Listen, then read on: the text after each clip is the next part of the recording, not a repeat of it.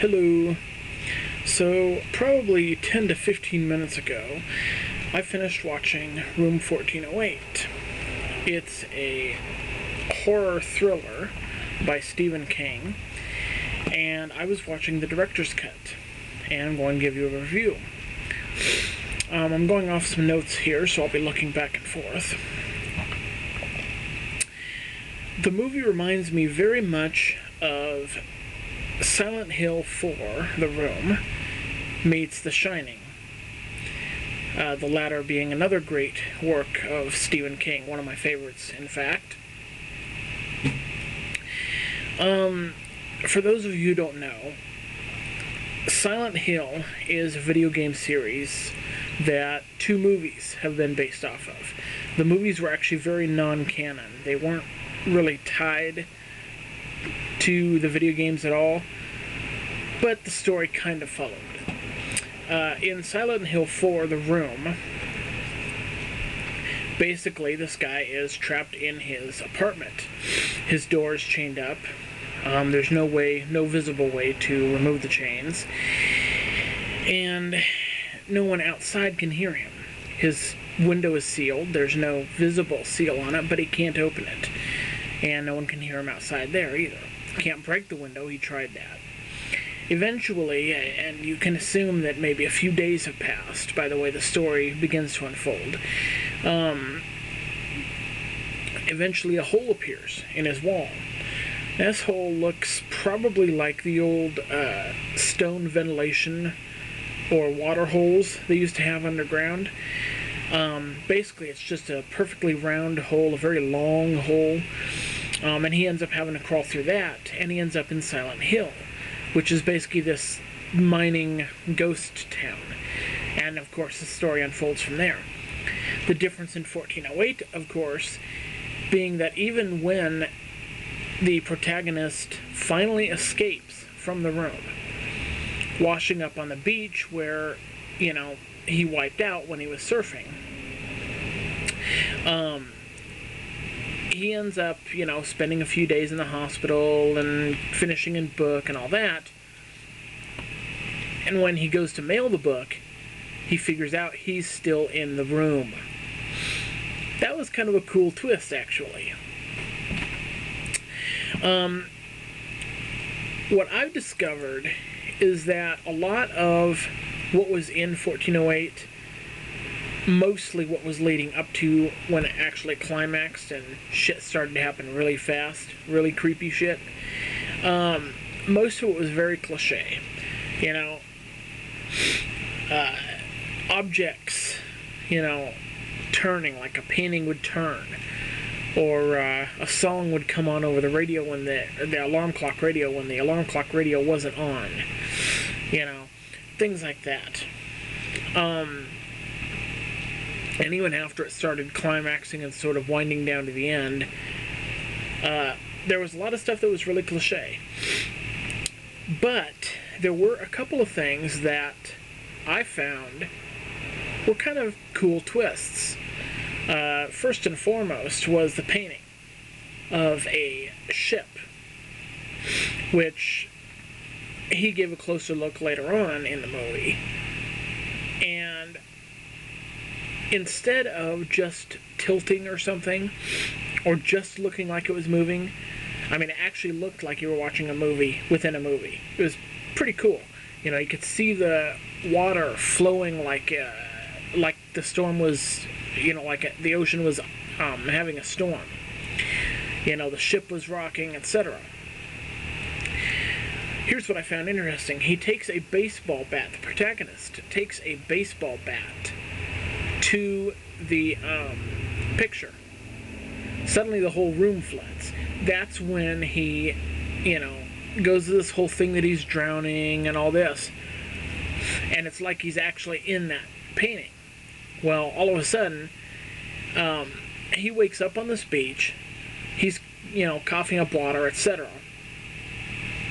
Well, before he had gotten to the Dolphin Hotel in New York, which is where the story takes place, in room 1408 of the Dolphin Hotel, he had been surfing at one point in L.A., all the way on the other side of the country, of course, where he apparently lives. So he wiped out at one point, and it showed the scene. Well, then it went on, and he ended up at the Dolphin Hotel. Well, now he's here again. You know, he's, come out of this painting or whatever. He's out. Well, the first time he goes to the mailroom, no problem, except it's the same scene from earlier, which is really freaky. The difference is, what led him to the Dolphin Hotel to begin with was a postcard. On it was written, "Don't enter 1408. Now, he gets all this fan mail because he writes all these stories about, haunted hotels and mansions and all this. He's not a very popular author, but he's an author, It's the kind of thing you'd see at the book exchange, sitting on a shelf. Oh, here's a nice paperback, this might be an interesting story, for 75 cents or $1. So not real popular books. I mean, they were popular to some people. There is a following for them, but, they're not mainstream the way someone like, let's say, R.A. Salvatore or Anne Rice or one of them would be. Which, of course, are different genres, but, he's not quite as popular as them. So he gets all this fan mail. Well, the postcard is what led him to the Dolphin Hotel to begin with. When he goes back to the mailroom after getting out of the room finally,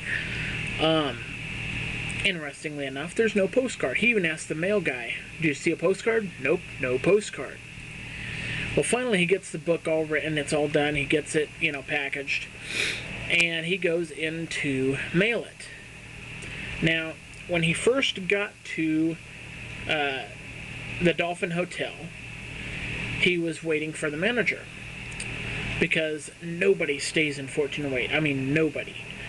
There were like 4 deaths that were completely unexplained, but there were like 56 total deaths in the room, so it got sealed off.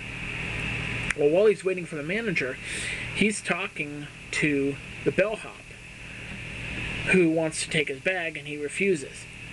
So now he's about to mail his book. Sorry, I'm going back and forth a little bit here.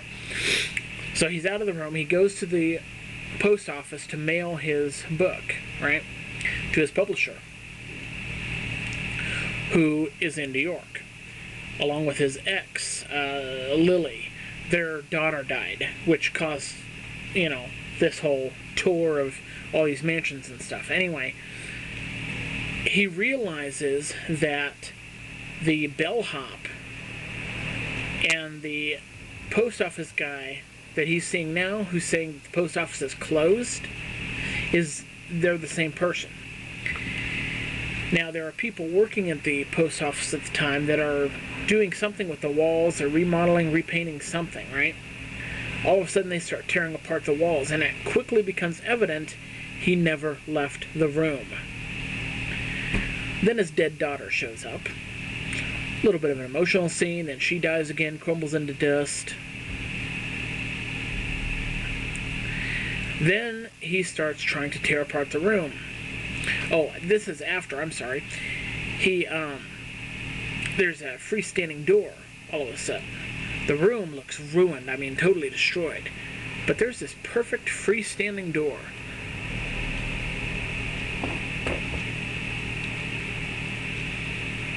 I actually forget what happens next. Holy crap. But it's basically the same stuff as before, kind of a tired old cliche, leading up to him being in the room as it was originally, as though it's been turned down and, completely untouched. Well, the phone rings and asks if he wants to check out, because the alarm clock, which has been counting down to an hour, which is the time limit that basically Samuel L. Jackson, who plays the manager, had given him to begin with. He said that no one had ever made it in the room for more than an hour. Well, now the alarm clock has reset. And the phone rings, and the lady at the front desk gives them an option. Keep reliving all this shit over and over again forever, or check out. Well, of course, she means check out permanently. And he ends up hanging up. There's a noose sitting there, hanging from the ceiling. He basically tells the room to fuck off.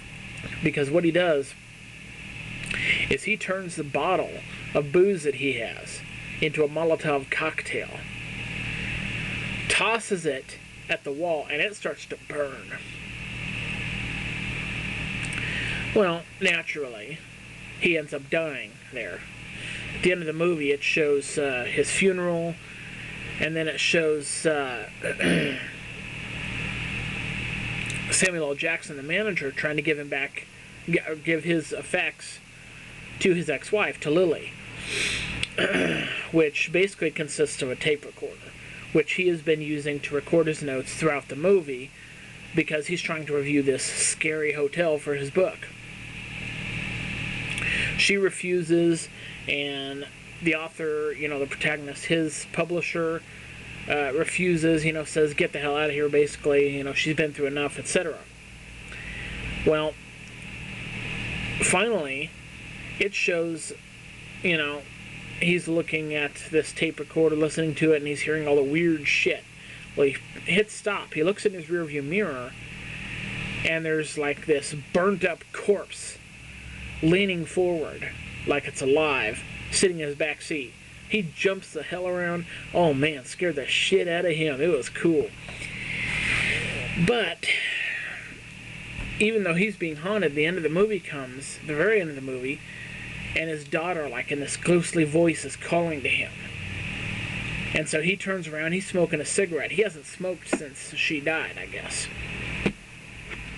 Well, while he was burning the room, he was smoking a cigarette, Well, now it's showing him with this voice calling to him.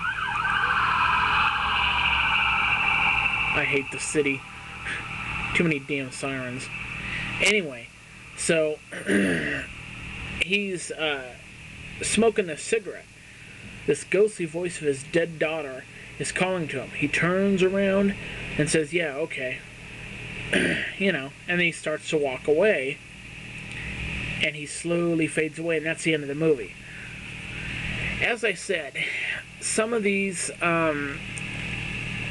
things, like at one point, early on in the movie, he sees ghosts walking around. They look like they were filmed the way movies used to be filmed, You'd see all the little errors, all the little flaws in the filming. You'd see the lines moving,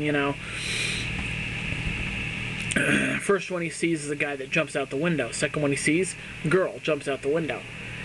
One of the things I thought was interesting, which brought to my mind Silent Hill, other than, being trapped in the room, is the fact that he's looking out the window at one point and decides, okay, I can see where the room is on this fire escape map that's next to mine. So naturally, he tries to climb out the window, move over there. All he sees is below him, now he's outside the window now. Below him, there's a street, sees the traffic, etc. Across the way, you can see a brick building, another apartment building or something, some kind of living residence there, like that. But the wall, he sees the window off to his right, and past that, the wall literally goes on forever. He looks to his left, same damn thing, and he sees a window way down there. That was kind of interesting. Also, at one point, he tried to get out by way of the ventilation shaft. That was kind of interesting. Excuse me. He's crawling through the ventilation shaft, only at one point it lengthens. Like suddenly the ventilation shaft is just zooming out. Well, he finds this corpse in there. And then the corpse come alive, and it's crawling after him, it's chasing him. He finally comes out of the ventilation shaft into, guess where? He's right back in the fucking room. So that sure as hell didn't work. At one point, very early on in the movie, he even tries to just go right out the front door. Guess what? That didn't work. He tried the key, it got stuck in there. Tried a knife or something, a scissors, letter opener or something that was in his bag to get the key out because it broke off. And then it got sucked inside the keyhole. That didn't work. He tried the knob, it fell off, literally. Guess that didn't work either. So he tries all these different things to get out of the room.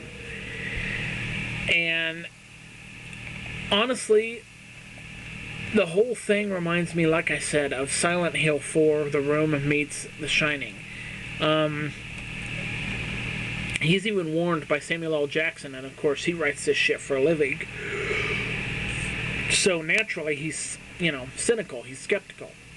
He's told by Samuel L. Jackson, the manager, before he ever goes into the room,